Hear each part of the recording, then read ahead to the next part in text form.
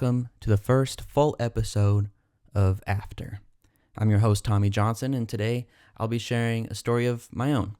Usually I'll have a guest on here and I'll interview them, but I thought for this first episode, I would share something about myself. Now, as I've explained in the preview episode for this show, the purpose of After is to connect, inspire, inform, and entertain through the telling of personal stories and experiences. And I'm very excited to get this show going.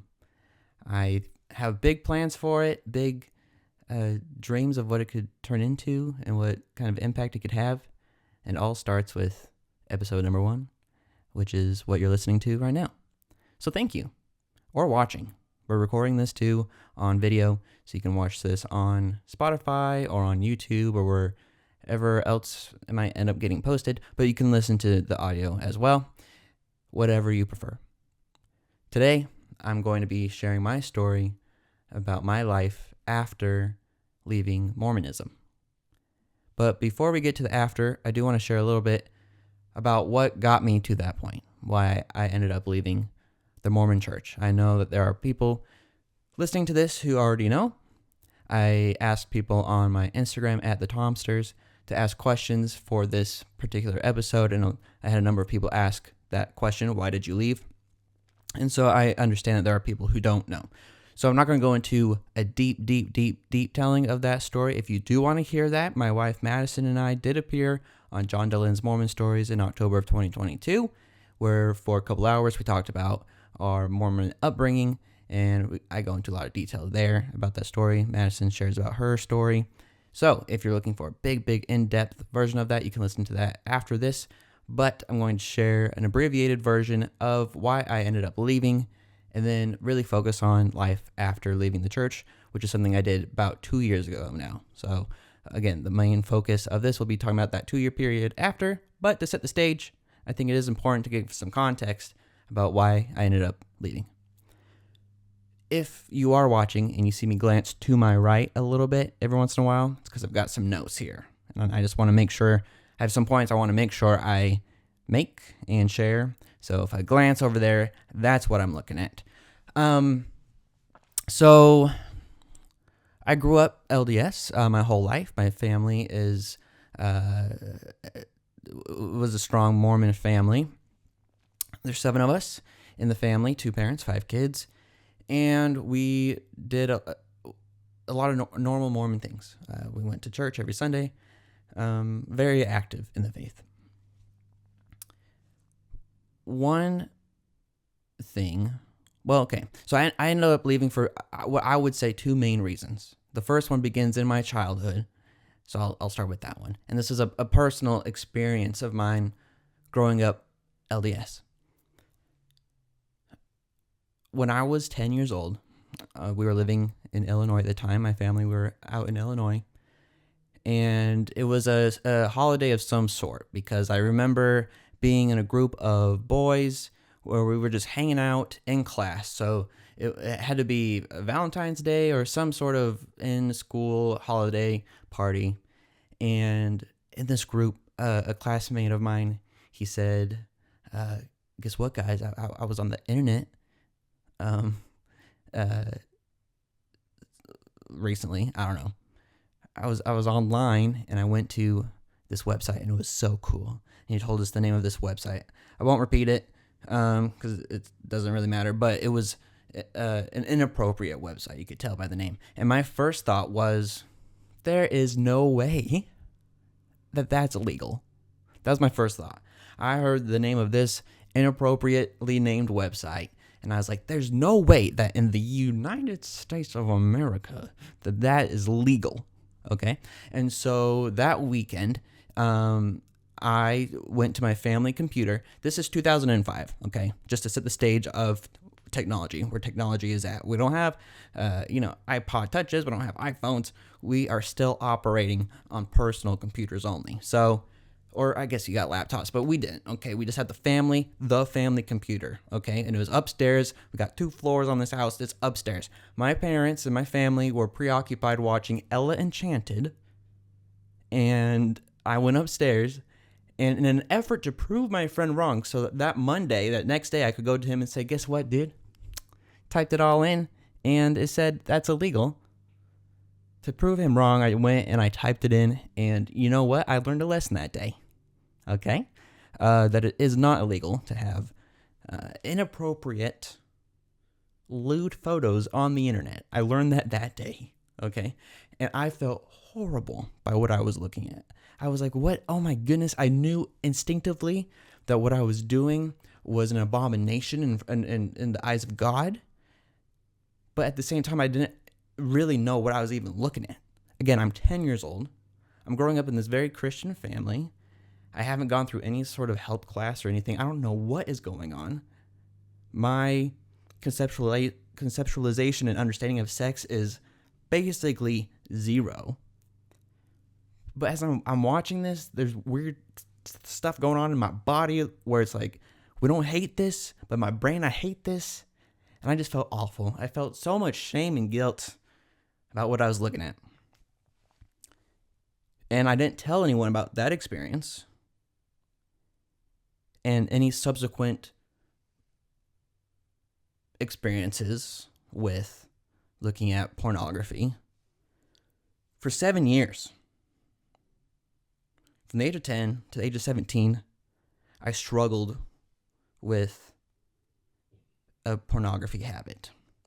And again, that was 10 to 17. That's 05 to like 2013. Technology and what we can access with our own devices really grew in that time, right? And so I had access to this stuff, and I felt so awful about it. And just to make a point, to jump into the story here, I'm not advocating that people go and look at pornography, okay? That's not what the point of this end of the story is going to be. I'm just saying that from the get-go, okay? From where this is about to go. That's not what I'm advocating for. What I am advocating against is the type of dialogue that the Mormon Church was putting out, its leaders were putting out at the time surrounding pornography. Because at the age of 10, at the age of 11, at the age of 13, at the age of 15, these formidable years in a human being's life, I have this secret that every once in a while I'm looking at pornography. And every time I want it to be the last time, I commit it'll be the last time, and then it's not. And then I commit, and then it's not. And then I really want it to be the last time, and then it's not. And I'm struggling. And the messages I'm hearing from church leaders on a global level, the Mormon Church has 2 yearly meetings where they speak to the general population of the church. I'm hearing things like, looking at pornography will destroy your life. Those who look at pornography have a greater chance to become violent criminals. Those who commit sexual sins, like looking at pornography, that sexual sin, is the 3rd worst thing that you could do. It is next to murder. You can deny the Holy Ghost. That's bad number 1.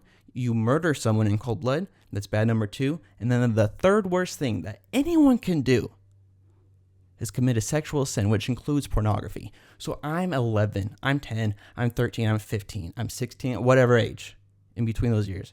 And I'm thinking, I'm viewing myself as an almost murderer. That in God's eyes, if you were lining up the worst people to have ever existed, or just people according to their sins, me and Ted Bundy, shoulder to shoulder. And I say Ted Bundy on purpose because in church, we were shown a video of Ted Bundy's final interview before they killed the man. And they asked him, where did this all begin? How does a person get from just being a baby to being where you are? One day away from being executed for being a serial killer, among other horrible offenses. And he says, it all starts with pornography. And he goes on this diatribe about all these hardened criminals. It all started with porn, and it just wasn't enough. And basically they end up turning into these violent people. And we were shown that in church with the message of it's a slippery slope if you start looking at porn. Because one thing, you see one shirtless girl and now you're killing them. Was the idea of stay far away from this as possible. What wasn't being taught as much, if at all, was if you're struggling with this, there's hope. There's so much hope, and it is so able to be taken care of, and if you want to stop, we're here for you. The overall message was don't even look at it because it is so difficult and nearly impossible. The current prophet of the church, current president of the church, Russell M. Nelson, on a couple of occasions, and other leaders as well have made this point. They say something to the effect of, when you eat harmful food, the body has an amazing mechanism to get rid of that food. It throws it up. But the mind can't throw stuff up. So when you look at inappropriate content, or you consume inappropriate content like reading it or whatever, you can't throw that up. It's just stuck in your brain. So you can try so hard to forget about it, but the devil will be in your brain and will every once in a while just remind you about that thing that you saw yesterday, a year ago, 5 years ago, whatever. And I was like, oh my gosh. So even if I stop, I'm never really free of this, because the devil is just in there hitting play on past memories against my will. This is a horrible situation I put myself in. And throughout those years, I developed a horrible self-esteem, unsurprisingly, because I took everything that church leaders said to be gospel, to be complete truth, because I was being taught as a member of the Mormon church that our leaders, our prophets and apostles, and those in the 70 are called by God to speak as if they are God. And at the very least, they are inspired by God. And what they're sharing is truth and equal to Scripture. It's modern day Scripture. That is what's so cool about Mormonism, is that we have modern day prophets and apostles. We don't need to rely on the words of Peter and Paul and John. Those are great. Those are awesome. But we have modern stuff to tell us about the spooky stuff of today, like coffee. And so, as a kid, again, during these formidable years where, especially, I mean, I can't speak on the female experience, but as a male, from 10 to 17, your body's changing a ton, okay? And you're trying to make friends, and the social stuff is tough, and this and that. And this whole time, I'm just like, yeah, no one would want to be my friend if they really knew who I was. Because they would know how awful and gross of a human I am. Because if they are friends with me, guess what? They're friends with a basically murderer. And they don't want to be around me. If they really knew who I was, they wouldn't want to be around me. So I'm just not even going to put myself in that position, because if I can't be myself around them, because if they really knew everything about me, then they wouldn't want to be my friend. And I get into these thought spirals and these shame spirals, and I became very isolated. And I became very, I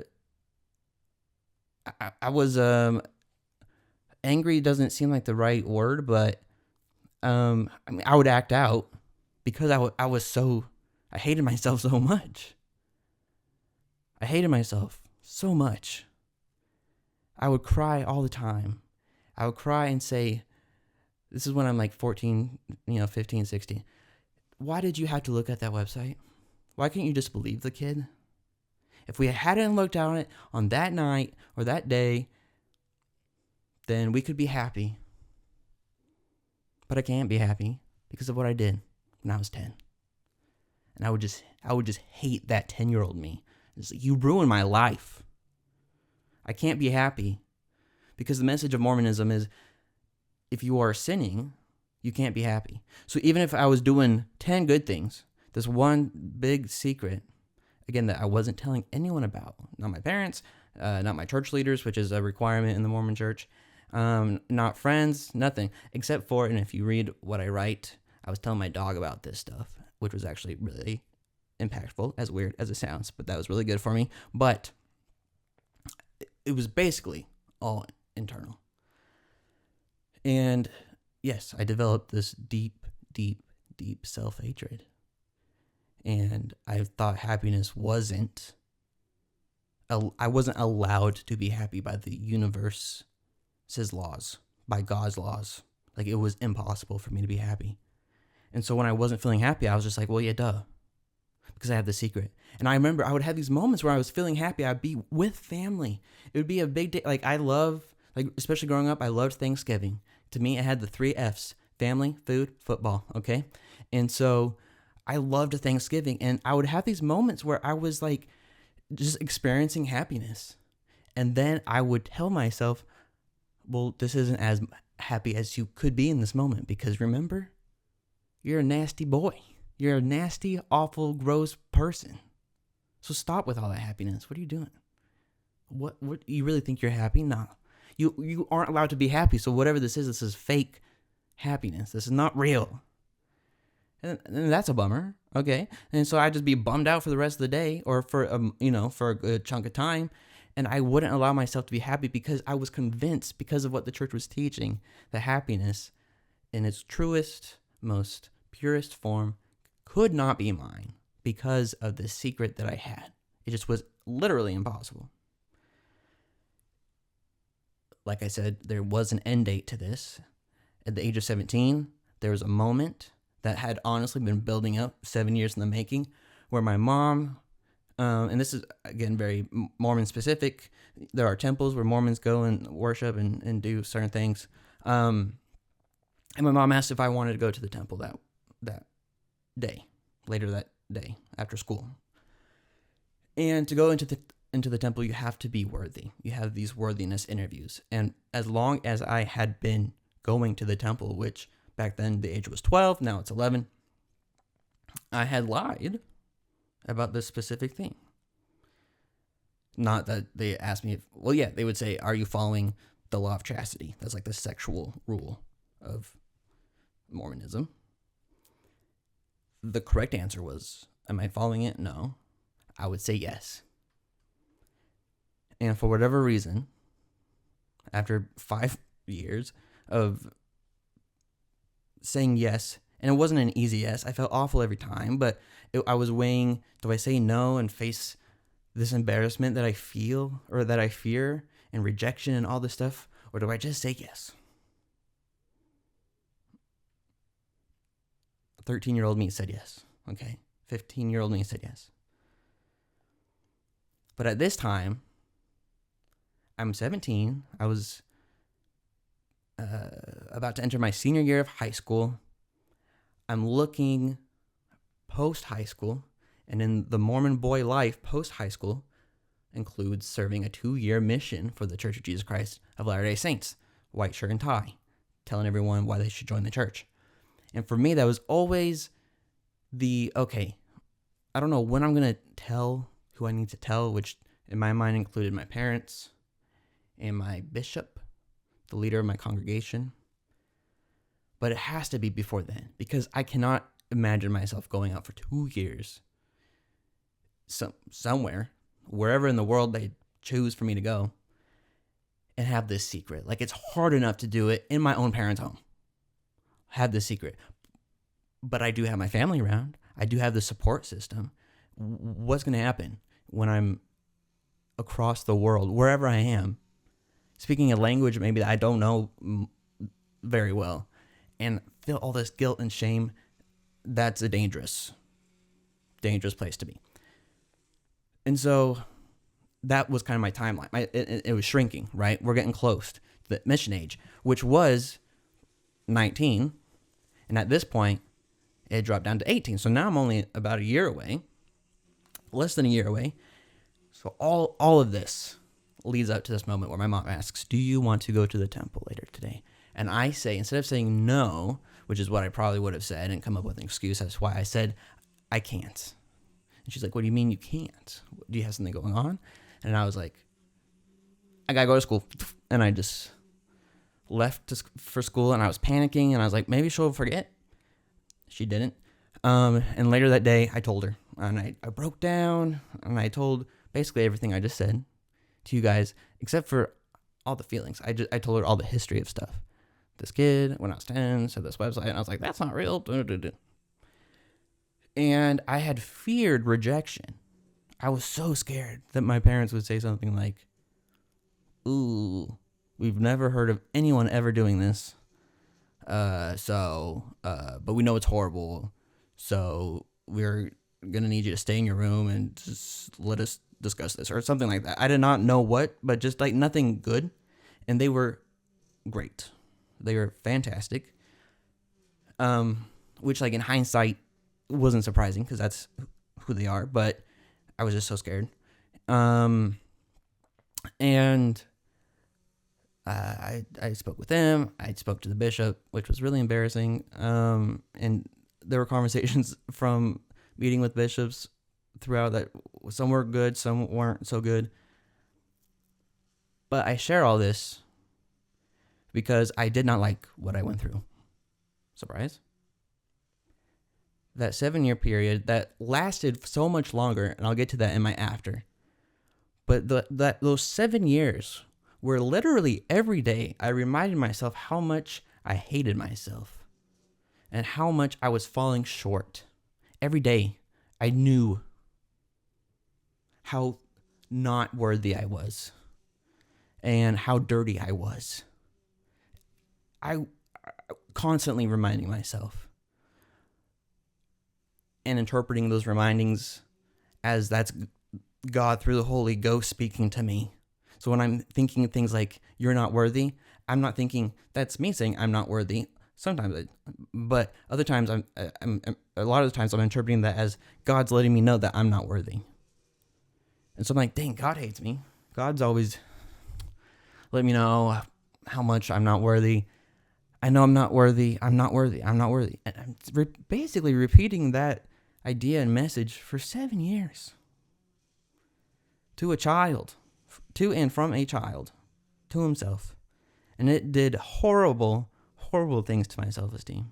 Crushed it.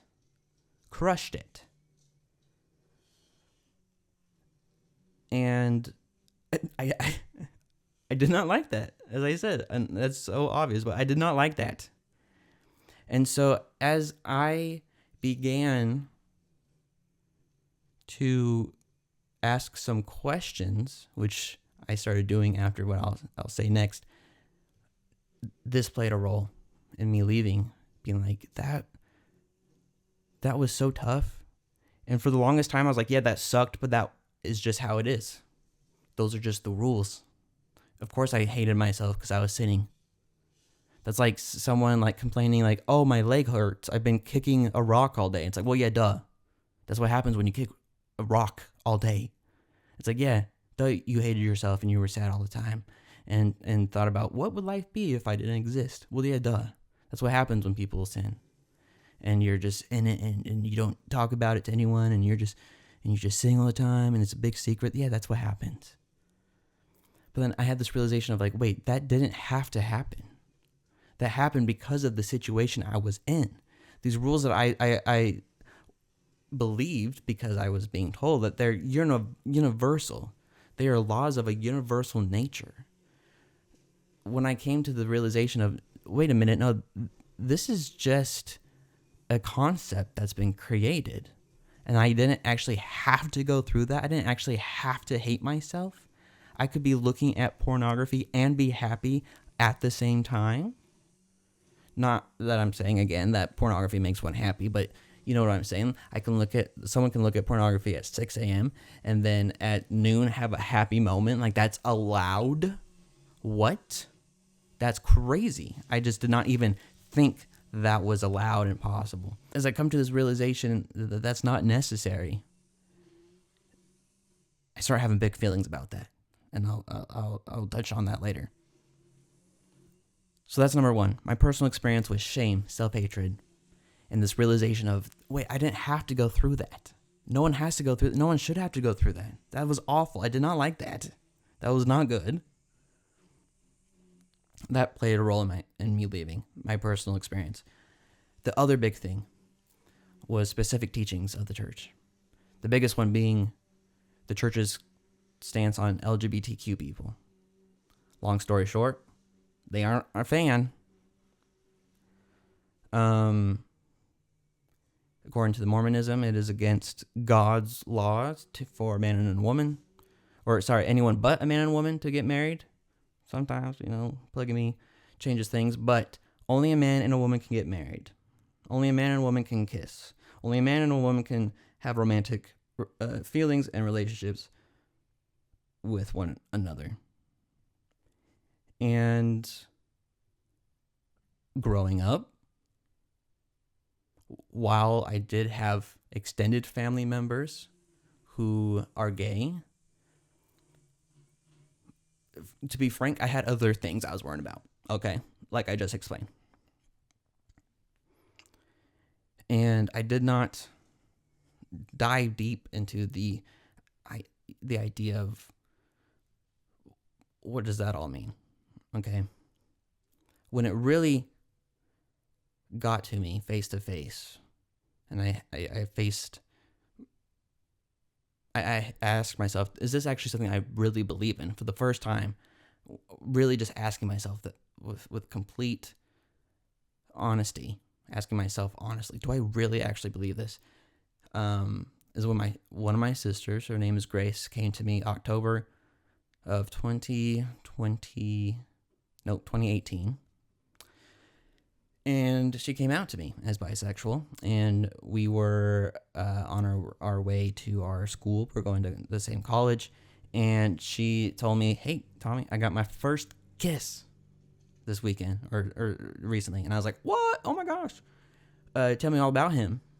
And she's like, "Well, about that, it was with a lady." And I was like, "What? Okay.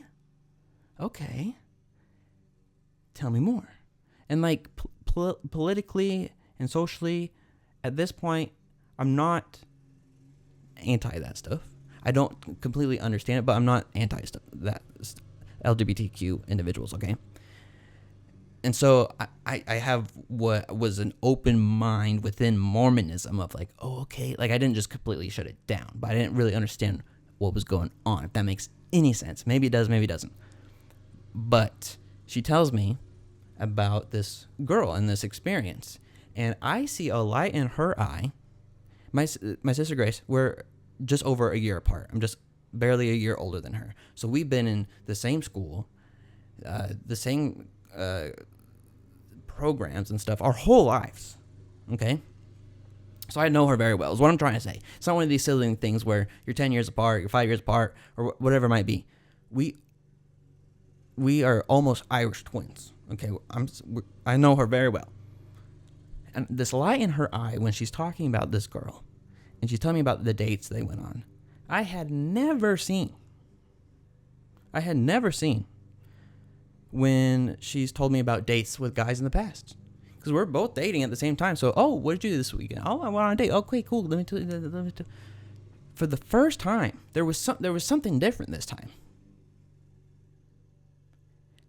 And that's when I started that's when I asked myself, okay, I have committed my life up to this point, and my plan is for forever, to a church that teaches what Grace just told me, what she did, is a sin.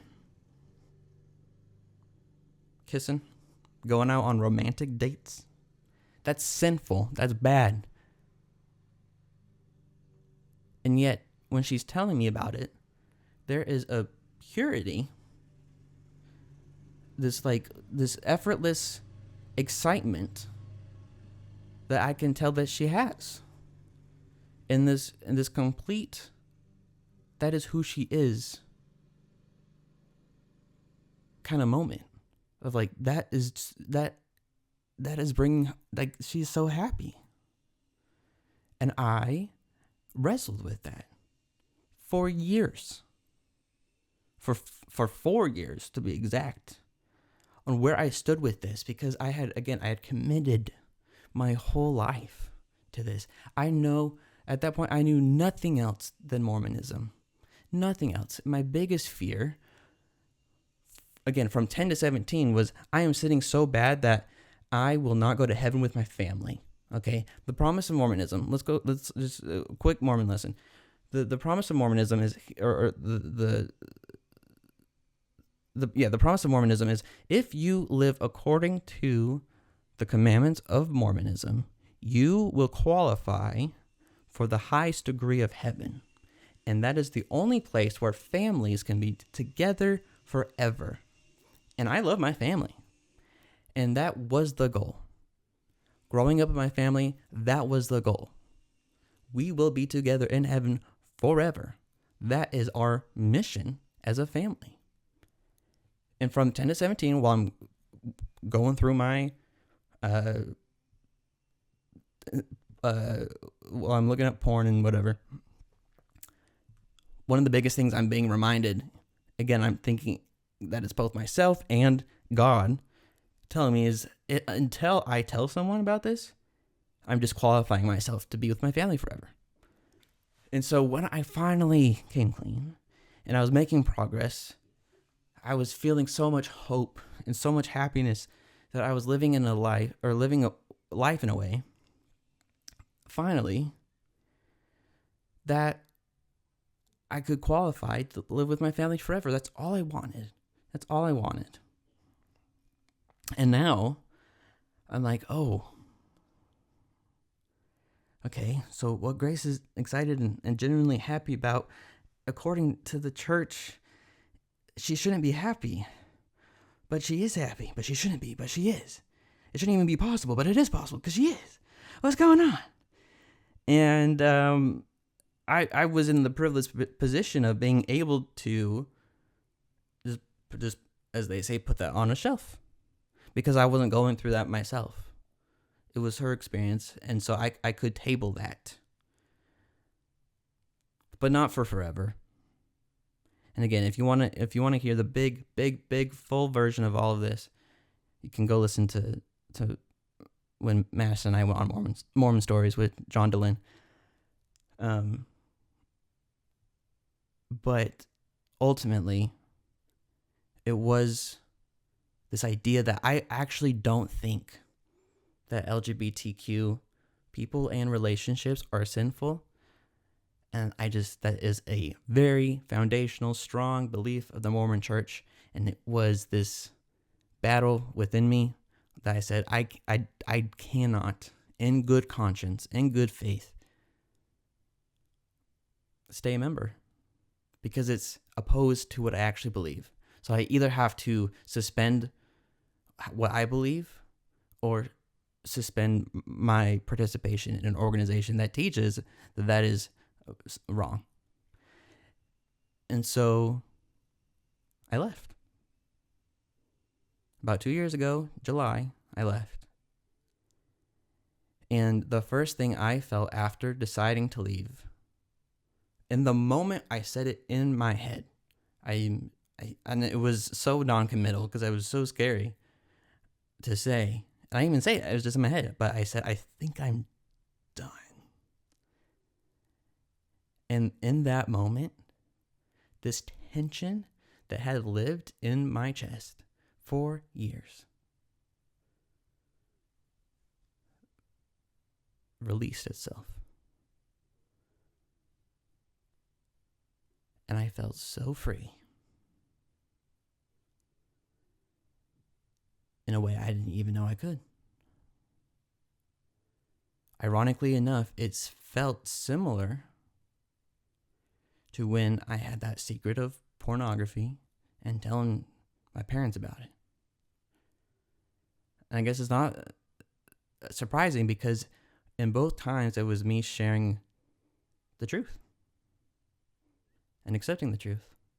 Where in the first part, I again, in that situation, in that organization, I felt like that was a necessary step to be true to myself and to get into the right place. And it was true that I was looking at that stuff. And I felt like it was necessary to tell my parents. So when I took that necessary step, I felt that release of tension. And then again, when I decided to leave the church, it was this release of tension as I stepped forward, doing what I truly, completely believed was the right thing to do. And I'll be honest, I was like, oh my gosh, this is great. If this is how, I just was like, I guess this is how I feel now. That tension is gone. Awesome. I did not expect for what came next, which was a lot of anger. I got really angry. And for two major reasons. One is jumping from what I just talked about with the shame thing. This realization of, wait a minute. From 10 to 17, I hated myself. And I didn't actually have to go through all of that. That wasn't actually universal law playing out. That was just organizational law. It was just this church's law. It wasn't like a natural law, like we need water and air and oxygen to survive. Like I thought it was on par with that. But even probably beyond that, like it's not just earth, it's everywhere. It's God. God has to, like, this is what it is. And then coming to the realization that it wasn't necessary. I went through all that dark, horrible nights. I went through these awful moments and I didn't have to. Are you freaking kidding me? I got super upset. And at the same time, in real time, so again, I leave in July, in August of 2022, there's this story that comes out in the Associated Press where you should go look up all the details because they should be known. I'm not going to share them all on this podcast because they are quite graphic. But in short, a father was taking his advantage of his kids sexually and creating content off of that. And at some point, he told that to his religious leader, and the religious leader, who isn't a paid anything, is just a volunteer, of course, is like, well, okay, what do I do? Calls a hotline that he had been instructed to call, goes to the lawyers who represent the church, and they said, well, you don't tell authorities. You don't tell anybody. And so he knew about what this guy was doing. He said, I am currently doing this stuff. And instead of telling anybody, he didn't say anything. And horrible things continued up until the guy got caught by authorities, not connected with the church helping out at all, but content that he had created had been found and tracked back to him. And before he could be held accountable for his horrible, horrible actions, he ended his life. And upon hearing this, I was like, oh my gosh, this is horrible. These kids went through the worst thing that I can imagine a child could go through. The man admitted it to his religious leader, and the lawyers of the church said not to say anything. That's awful. That is horrible. And then, in response to that article coming out, the church had a statement. And I'm going to be honest, I was like, okay, they're going to say, I'm shaking my head if you are just listening because I was so hopeful. But I was like, they're going to say this was awful and we should have done differently. But that is not what they said. I click on the link of the statement and it says, what happened was awful. The actions that were committed by the dad were awful. But also the Associated Press got all this stuff wrong and is making it look this way and that way. What? I'm reading and thinking, what? You have bigger issues with the Associated Press's reporting than you do with what the lawyers said to do and protected this child predator? What? And then they had I believe, a second statement that they were upset. Oh, well, yeah, because the Associated Press released another thing with some more detail, and the church came out with another statement, upset at the Associated Press. And I was like, wait, you are more upset about the framing of stuff than what? I was so angry because kids are involved. Kids are involved. And to see this type of reaction to me was so upsetting. And at this point, I'm living in Utah. Still have family members who are LDS. And it created this tension there of like, this organization to me does not seem safe for children. And so anytime I hear about this thing and this thing and this thing where a child is involved, I'm thinking, but I hope nothing bad happens. And if something bad does happen, will it get reported? I don't think so. I don't think this. And so I did not like being so closely located and associated to an organization that I had been convinced was unsafe for kids because of that, but also because of my personal experience. I'm not trying to put anything on an equal level playing field, but I think what I went through as a kid, hating myself for stuff that I was doing that was not necessary, a level of shame and guilt and stuff that was not necessary and is not necessary, that I was being told was and is necessary, was also so harmful to me as a kid. And that stuff is still taught, and I think it's still harmful for kids. So I had this thing of, in that moment, of like, this place is not safe for children. I don't think for really anybody, but in that moment, my mind was really focused on the safety of kids. And I was really upset because, again, of my personal experience and what was going on in real time with the church. I was very angry, and I was not expecting that. Again, my first feelings after leaving was, all this tension is gone. And I felt peace for the first time in a very long time. And all of a sudden, not feeling much peace at all, but a lot of anger. And I'm going through all of this, okay? Being in the church, while going through a faith crisis, leaving the church, feeling angry about this stuff. I'm doing all of this very publicly, okay? And this is a question that someone asked on my Instagram. I asked for questions, and this was one. Someone asked, what did going through your faith crisis and deciding to leave the church publicly, in the public eye, was that good or bad? And for me, it's been a net, I consider it a net positive. Not a complete positive, but a net positive. And I'll explain. But first, why does this guy have any sort of public eye anything? I'll tell you. In 2021, I started making comedic videos on TikTok about Mormonism that poked fun at certain teachings, that poked fun at certain cultural aspects, that poked fun at the Mormon life, okay? And at this time, I was in the church. Internally, I'm going through some faith crisis type stuff. A lot of faith crisis type stuff.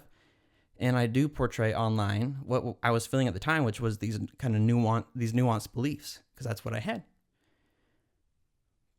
And for whatever reason, I gained a following on TikTok and on Instagram of sorts within this teeny little sphere of influence, okay, the Mormon little world.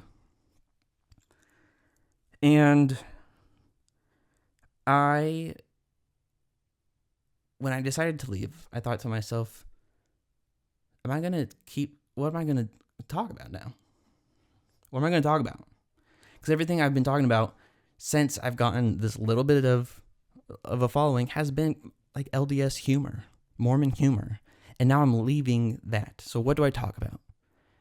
Do I even want to keep talking? What is this? And I thought to myself, I'm just gonna keep yapping. Okay? I've been yapping for years. I'm just gonna keep yapping until I decided to stop yapping. Because I thought to myself, yes, I've been talking about Mormon stuff, but I've also just been I'm just a yapper. I'm just yapping. Okay? So if people want to unfollow, they can unfollow. If they want to keep following, they can keep following. But I'm just going to keep yapping and sharing what's going on. And I did not completely think out some potential consequences. Okay? That's where I'll talk about some negatives first and then the positives. And again, I consider it a net positive. So the positives outweigh the negatives, but there aren't zero negatives, and there haven't been zero negatives. The first ones I saw was I just was losing friends. I lost friends. And I'm not oblivious to as of why. Again, I leave in July. Stuff with the church and the Associated Press happens in August. I'm upset about my own experience and the experience of others. And then in the wake of the Associated Press, other people start sharing their stories about being a child and not being protected. And so there's a lot of stuff. And I'm sharing how I'm upset about this.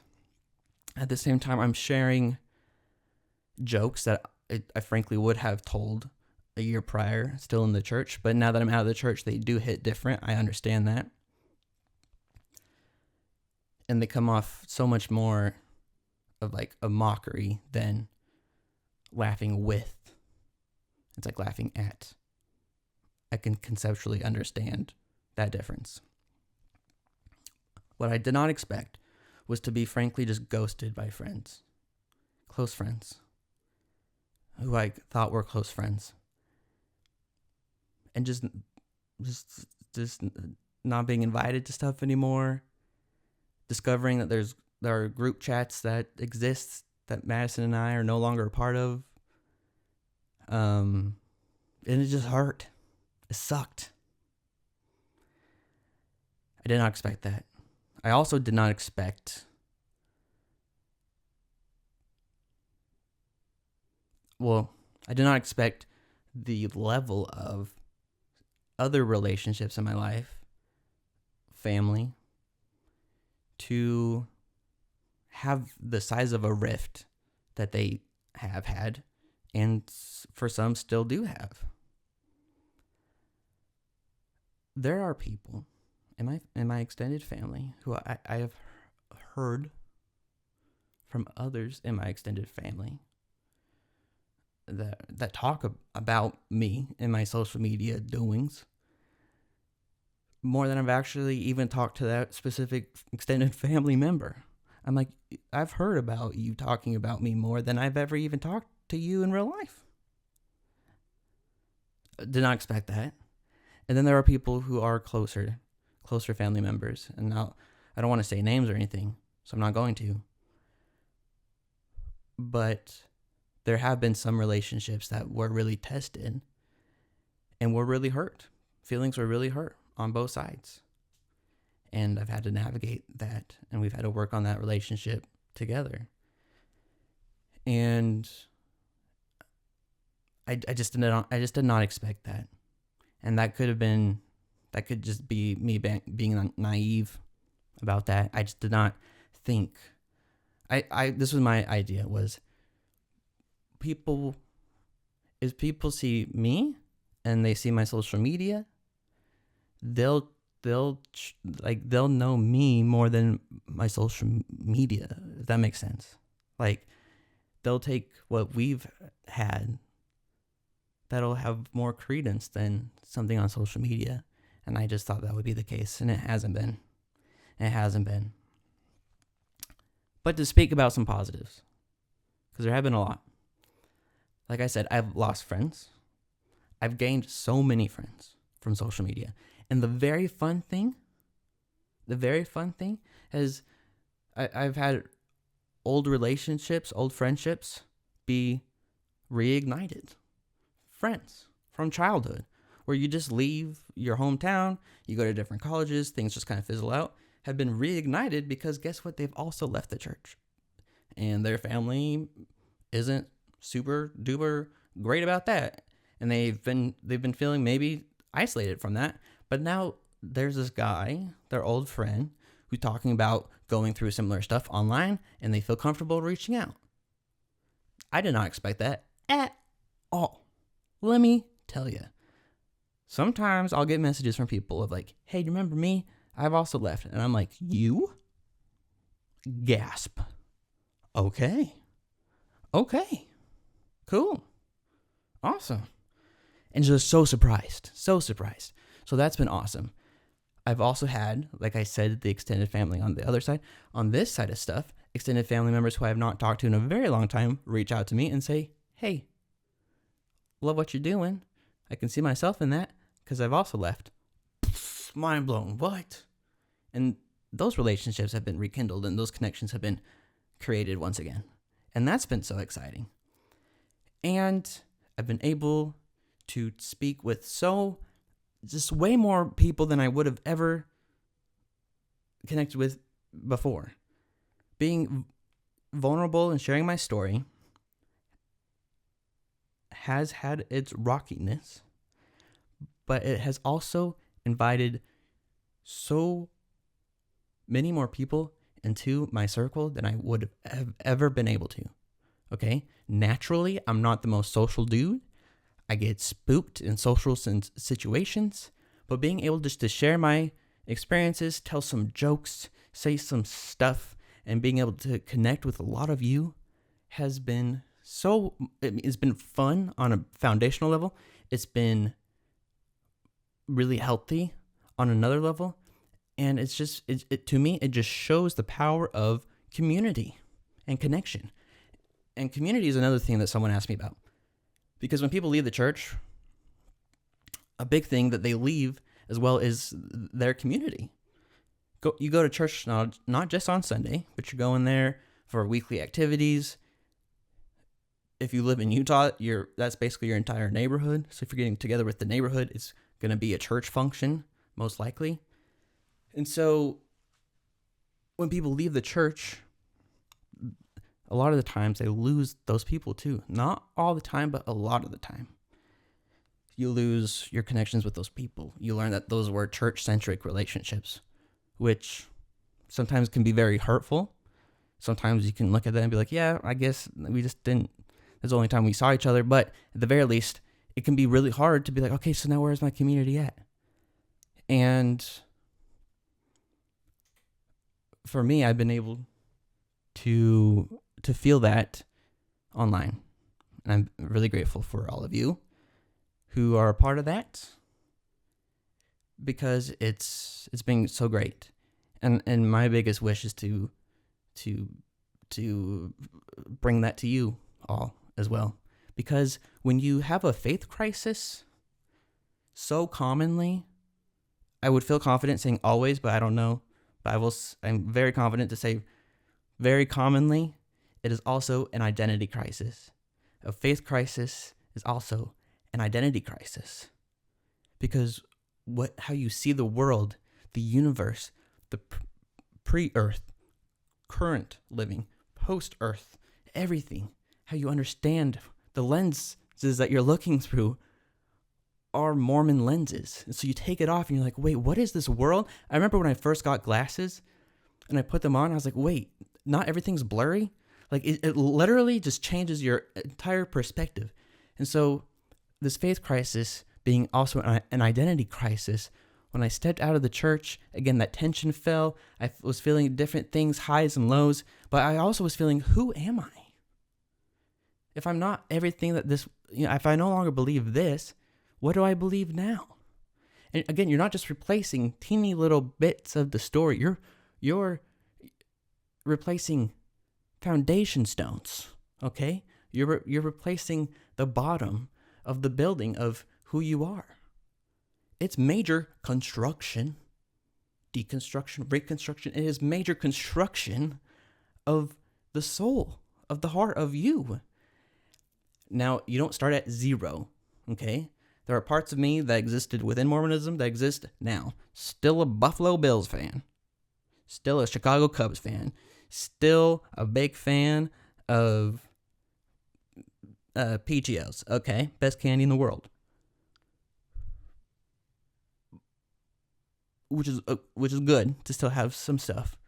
But there are big things that have question marks. What do I believe in? What is this?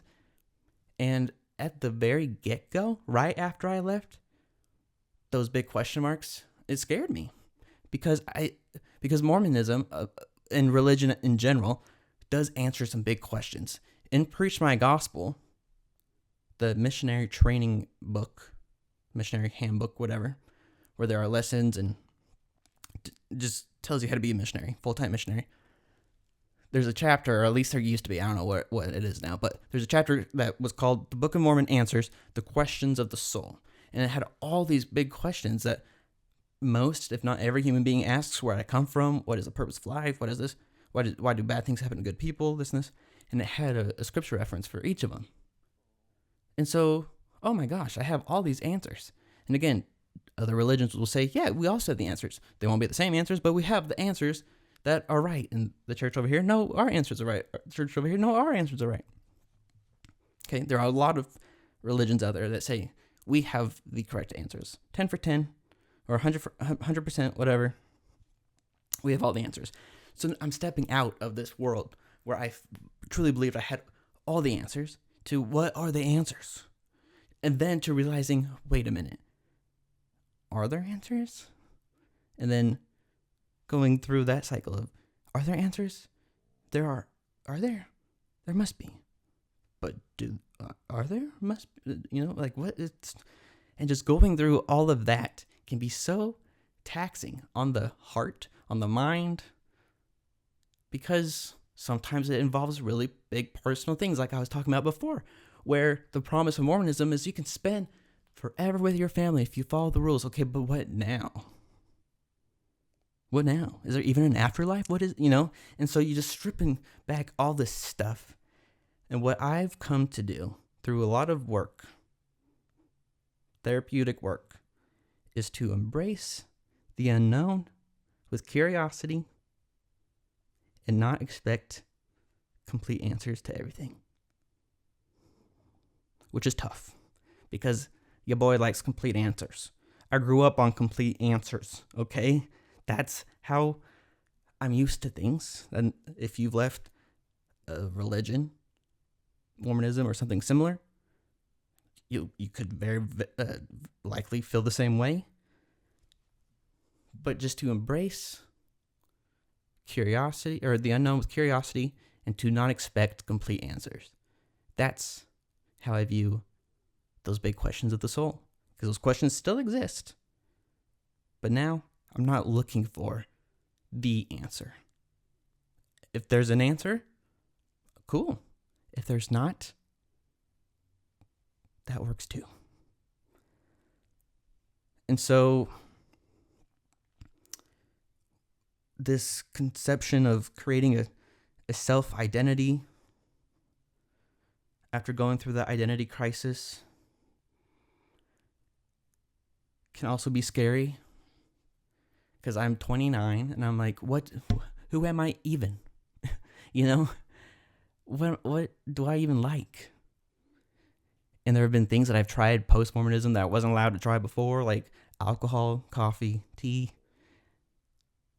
So those are like some real basic things that I've now figured out. I actually don't really like alcohol, so I don't drink that. I actually like a lot of coffees and teas, so I drink those. So those are little ways of forming self-identity. But something that has been so crucial for me as I go on to this journey of this self-identity shaping has been inner child work and therapy. As I mentioned before, 10 to 17, really did not like myself. And during that time, I would think back to my 10-year-old self who made that mistake all those years ago and ruined my life. That's how I viewed it. And I would be like, I hate that 10-year-old self. I hate that. And I started working with the therapist shortly after I left the church, where he had me close my eyes and act as if my 10-year-old self was there and kind of have these conversations with him. And over time, in that specific meeting and over time, I have found moments like that to be so beneficial because I was learning to love all of me, every era of me, even the Mormon era of me, the 10-year-old me. Everything is a story of where I am now. And I don't have to love everything I've ever done. I don't have to love everything that's ever happened to me, but I can completely love me, which is not something I had ever done before that. Before a couple of years ago, there's always at least a little bit of me in the timeline of my existence that I did not like, that I despised for a long time, just hated, desperately hated. And now I have so much compassion for that 10-year-old version of me who literally was trying to prove his friend wrong and just have this little proved you wrong that's illegal and totally just did not understand the world and is kind of humorous in a way and kind of sweet. It's not diabolical and evil and horrible and sad. And I can look back and appreciate so much of my past now when I despised it and vilified it. That has been so good for me. Being able to go to a professional, again, going through this identity crisis, this faith crisis, where I'm asking a bunch of questions, and I've made a decision to leave that I feel good about. I'm confident that I do not want to associate with the Mormon Church anymore because of what it teaches and because of my personal experience. But what now? How do I go forward? Working with a professional has been the best thing. And that is the coldest of takes. I understand. That's not a hot take to say, I was going through stuff. I'm going through stuff, so I went and saw a therapist. Crazy, huh? I understand that is not a crazy take, but it's one that I want to reiterate because it has been so crucial and important for me. As I now look forward with so much unknown, because it is this mind-changing thing. It changes everything. It's not like just saying I'm canceling my subscription to Sam's Club, so now I gotta find out where to get my bulk milks from. No, there's bigger questions of like, who am I really, actually? And what's the purpose of all this? You know, like it is the biggest things. So you match the gravity of it with the help and assistance of someone who knows the science and stuff behind cognitive behavior, you know? So that's been so crucial and so necessary for me. Getting that help has put me on such a wonderful path of just complete curiosity and excitement for the future and learning and just eating up this existence around me. Because personally, I've come to this idea of I don't know what's after, so I am experiencing now for sure. I can feel I'm here, okay? Some ASMR, I apologize. But I know exists. So I want to learn so much about the world that I'm in and the people that are here and connect and take advantage of all that because that's what I know is here. And so living one day at a time is such a little mantra I've given myself. Today, I know I have it. Let's live it. Let's go. And to answer one final question that someone submitted, they asked about how have you found purpose in life since leaving? Because again, Mormonism answers all those questions. What is my purpose? You come down to earth, you get a physical body. You get married, you get sealed, you have kids, you all live the commandments, that group, you go up, you get baptized, you do all the ordinances and stuff that you need a physical body for, then you're good to go. But what about now? And this is something I've thought about and I've written about. I will just plug myself. I'm allowed to do that. It's my own podcast. But I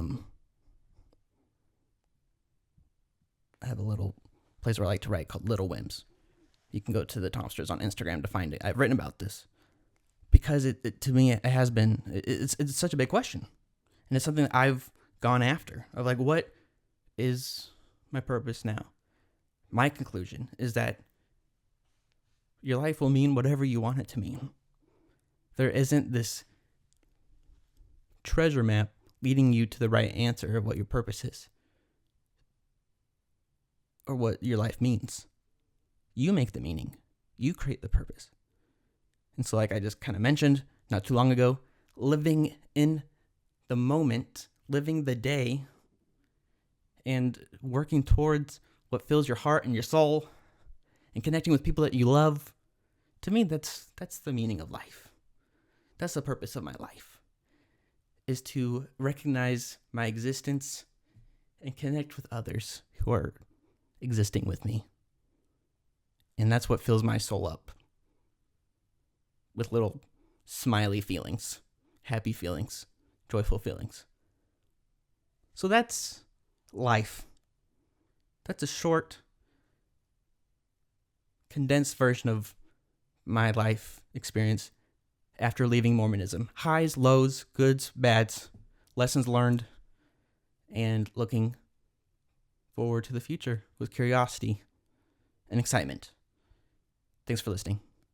This has been the After Podcast with me, Tommy Johnson.